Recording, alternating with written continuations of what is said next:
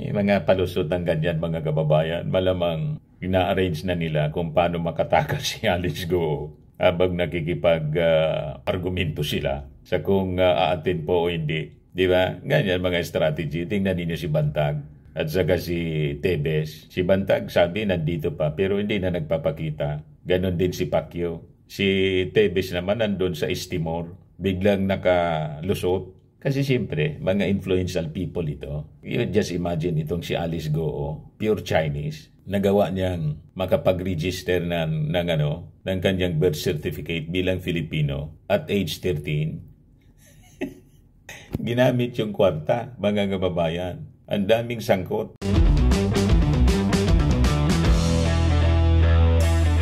Ito naman po yung bago naming product na binibenta online.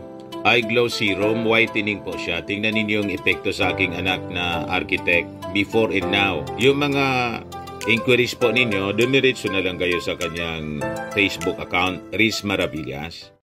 Si fake mayor, Alice Go, mga kababayan, the Pogo Queen. Ang sabi rito, from lumaki sa farm, to ikukulong sa Senado. Kasi matigas na rin ang ulo ni Alice Go or Go Huaping. Yan ang totoong pangalan niya pala. Go Huaping. Isang Chinese na piniki yung kanyang identity at tumakbong mayor, nanalo po. O ngayon, ang sabi rito sa balita, kasi ayaw mag-attend kung ano-ano na yung ginagawang rason. So, ipag-uutos ngayon ng committee ni Risa Ontiveros at sabi ni Senate President Chis Escudero, handa niyang pirmahan ang arrest order. Kasi kung ano-anong rason na po ang ginagawa po ni Alice Go para lang makaiwas sa pagpapatuloy po ng Senate investigation. Ito ngayon yung balita, mga kababayan, from lumaki sa farm to ikukulong sa Senado. Senate President Chis Escudero warned suspended Bamban Tarlac Mayor Alice Go of possible arrest warrant after her legal team indicated that she will skip the next Senate hearing regarding her alleged ties to illegal Philippine offshore gaming operators or POGOs. Sa press briefing po kahapon, sabi ni Chis Escudero na pag si Go fails to appear, he would sign an arrest warrant at the request of Senate Deputy Minority Leader Risa Ontiveros. So sabi niya, wala sa kapasyahan niya kung siya'y mag-attend o hindi. Kapag ka nag-issue ng subpena, ang husgado man, ang Senado, ang Kongreso, obligado ang testigo na sundin at sundan ito. So hindi ako kumakatig sa kanyang sagot o sagot ng abogado niyang desisyon nila yan at call nila yan. Hindi nila call at desisyon yan kung nag-issue na ng subpena ang committee. At kung hindi sila dadalo, nasa kamay ni Senador Risa kung siya'y magre-request ng mag-issue ng warrant of arrest para sila ay puwersahang padaluhin sa pagdinig ng Senado at pipirmahan ko ang warrant of arrest na yon pag ni-request ni Senador Risa. So, paano anya yan, Mr. Maravillas, kung mag-alapakyo? Pwede mag-alapakyo siya. Magiging fugitive from justice din siya, mga kababayan. Kasi sigurado, other than the Senate, magpa-file na rin po ng mga asunto, iba-ibang kaso po, sa ating mga local courts, ang ating mga authorities, lalo yan na po yung PAO. Kasi ang dami pong criminal activities na sangkot po ang pangalan ni Alice Go o Go Huaping. So paano niya, Mr. Maravillas, kung tumakas na? May Interpol po tayo, tulad ni Tebes. May mga arrangement tayo po sa iba-ibang mga bansa. Paano niya kung tumago na siya sa China, umuwi na? Di umuwi na siya doon. Di ba? Magtago na siya sa palasyo ni Xi Jinping. Anyway, kamag-anak niya siguro po si Xi Jinping kasi yan totoong pangalan niya, Go Huaping. Tama? May mga kwento nga po na baka ito ay spy, agent siya ng China, mga kababayan dito sa ating bansa. At itong Pogo nga po, mga kababayan, ang sabi sa mga lumabas na balita the other day, ito yung possible source ng Distabralis, ng nausog O di ba? Yun yung napag-usapan natin the other day sa unang video natin mga kababayan. So napakalalim ng operations ng Pogo po ginagamit to destabilize our government at kung ano-ano pang mga criminal activities tulad ng human trafficking at may mga torture na nangyari doon mismo sa mga Pogo Hub. So malaking sindikato po, criminal syndicate, and it's international yung connection. Kaya ganun kaseryoso ang ginagawang investigasyon po ng ating Senate at ng PAOK-TF, ng PAOK pala, hindi PAOK-TF, PAOK lang. Pero ang sabi ng kanyang legal counsel po, si Alice Goo, nandito pa daw sa Pilipinas. Ano niya, Mr. Maravillas, ang tingin mo, nandito pa? Kaduda-duda po. Kailangan pong bantayan yung mga airports, lalo na po sa Davao. Bakit niya, Mr. Maravillas, sa Davao? Alam nyo na. Malapit ang Davao sa China.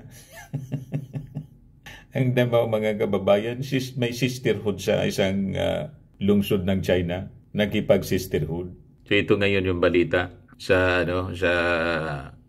Inquirer. Alice Goo is still in the Philippines, sabi po ng kanyang abogado. According to Stephen David, kanyang legal counsel po, whether or not Goo could attend the Senate's hearing on Wednesday was still uncertain. Hindi daw siya okay.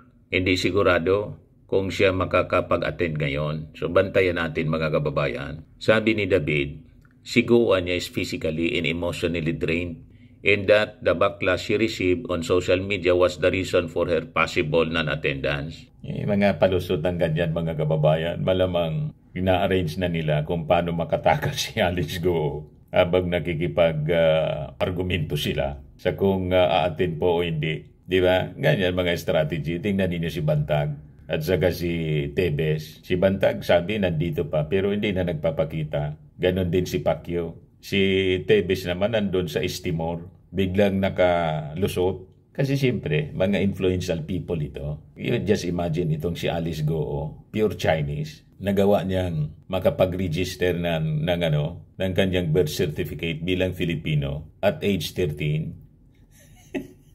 Ginamit yung kwarta, mga kababayan. Ang daming sangkot. Kaya malalim yung ginagawang investigasyon, mga kababayan. Ang daming kasabwat siya rito. At malalaking tao. At nasa gobyerno, mga kababayan. Yung iba siguro wala na sa gobyerno. Ang nirarason po, ang daming threat daw sa kanyang buhay. Kaya nga, kailangan ninyong masecure. Yan ang inyong rason. O di sumurinder na kayo sa mga authorities natin. Lalo pa na mag-seek kayo ng assistance sa ating mga authorities kung threatened yung buhay ninyo. Di ba? Kailang alam natin palusot tulad ni Tebes at ni Pacquiao. Ginawa pong rason na ipapagurgur daw siya.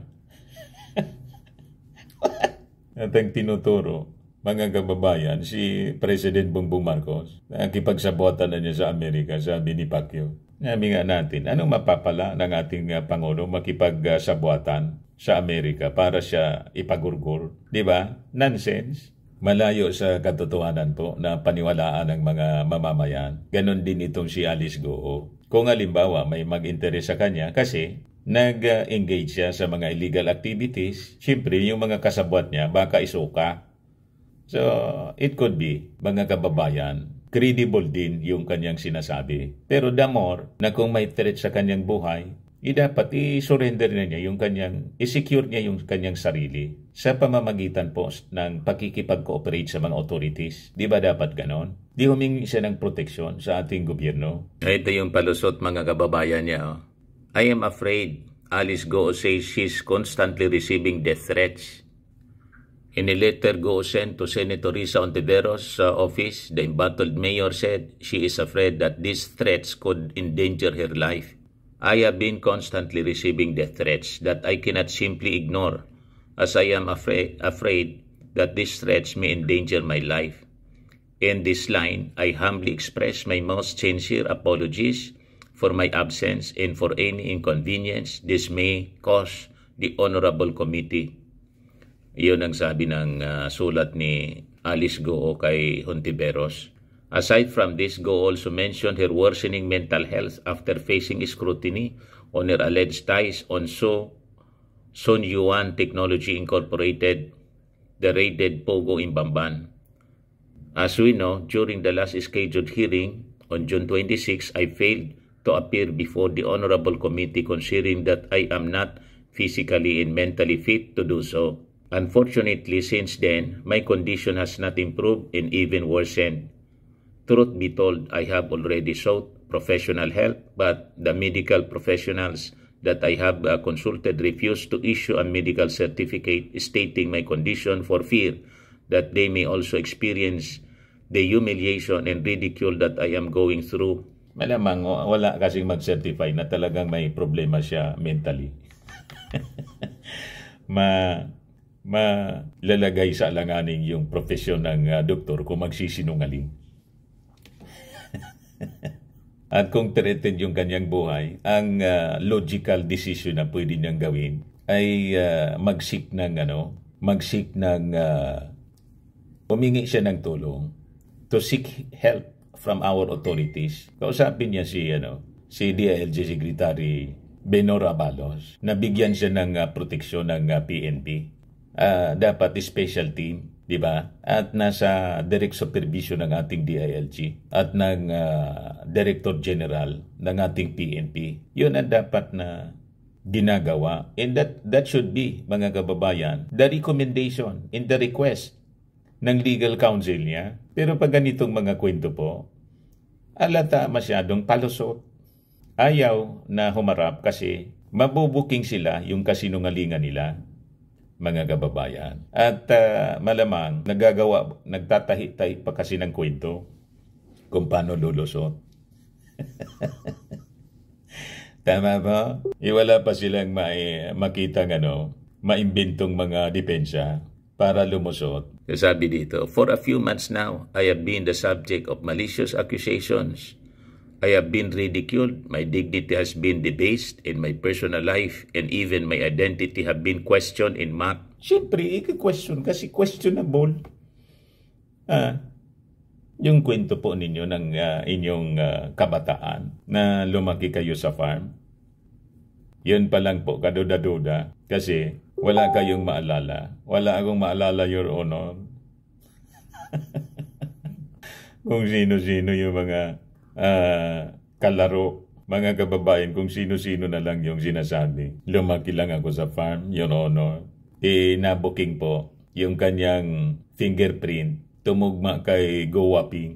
Iisa lang pala yung pagkatao nila. So, Chinese nga po. So, doon pa lang, napatunayan mga kababayan na nagsinungaling siya. So, consequences ng kanyang pagsisinungaling, itong kanyang, that is normal. Itong kanyang sinasabing ridicule.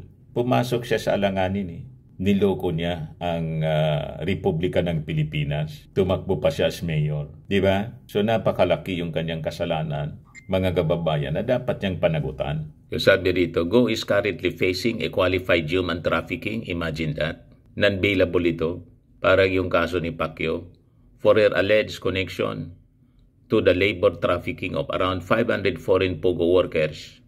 This comes after the suspension order issued by the Office of the Ombudsman against her due to complaints filed by the Department of Interior and Local Government. The agency earlier revealed troubling findings of serious illegal acts which have severe legal implications related to GOO in her alleged connection to the illegal activities in the POGO in Bamban. At pati doon sa mga POGO operations in the neighboring province, sa Pampanga, sa Purak, mga kababayan, may mga connection pa doon. Iisang grupo po ang involved. Ayan man lang, mga kababayan, yung mga developments ngayon. Ako po si Dante Maravillas. Bye-bye. God bless.